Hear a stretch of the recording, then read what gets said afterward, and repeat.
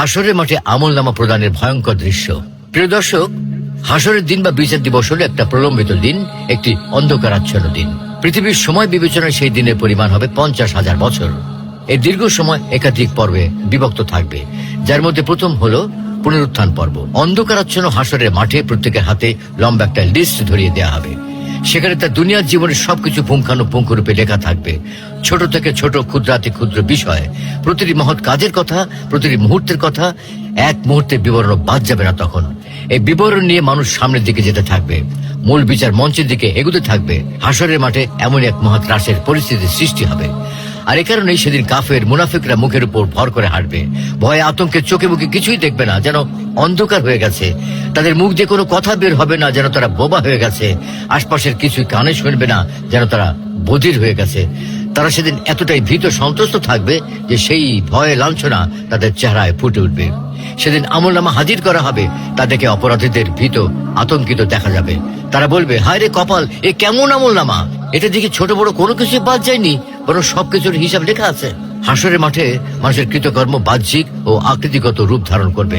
যেমন কোনো কোনো বর্ণনা আছে, যারা যাকাত দেয় না, তাদের ধন সম্পদ একটি বড় সাপের আকার ধারণ করে তাদের দংশন করবে এবং বলবে, আমি সেই সম্পদ।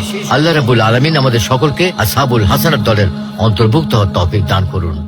শেষ ঠিকানা যদি 3.5 হাত মাটি হয়, তাহলে কিসের তো ক্ষমতার দাপট? ভোর 5টায় মৃত্যু, সকাল 6টায় জানিয়ে দেওয়া হবে মাইকে, 8টায় শেষ গোসল করানো হবে, 9টায় তোমাকে নতুন কাপড়ে সাজানো হবে, জোহরের নামাজের পরে তোমার আলিশান বাড়ি থেকে বের করে নিয়ে যাওয়া হবে, 2টায় তোমার জানাজার নামাজ পড়ানো হবে, 2:30টায় তোমাকে কবরে নামিয়ে ফেলা হবে। মাটি দেওয়া শেষ হয়ে গেলে কেউ তোমার জন্য দোয়া করবে, আর কেউ চলেও আসবে। এই তো জীবনের শেষ আয়োজন। তো কিসের তো অহংকার, কিসের তো ক্ষমতার দাপট? হ্যাঁ, ক্ষমতা কারোর জন্য চিরস্থায়ী নয়। অন্যায় ভাবে কাউকে ঠকালে একদিন ঠিক নিজেকেও ঠকতে হবে, এটাই নিয়ম। হ্যাঁ, এটাই নিয়ম। ভোরের সূর্যোদয়ের আলোতে যে পৃথিবী আলোকিত হয়, সন্ধ্যার সূর্যাস্তে তা আবার হারিয়ে যেত দেখি। অসত্য দিয়ে সত্যকে কখনো ঢেকে রাখা যায় না। প্রকৃতি প্রত্যেক ফরজ সালাতের পরে সালাম ফিরিয়ে আওয়াজ করে পড়বেন আল্লাহু আকবার। 3 বার পড়বেন আস্তাগফিরুল্লাহ, আস্তাগফিরুল্লাহ, আস্তাগফিরুল্লাহ।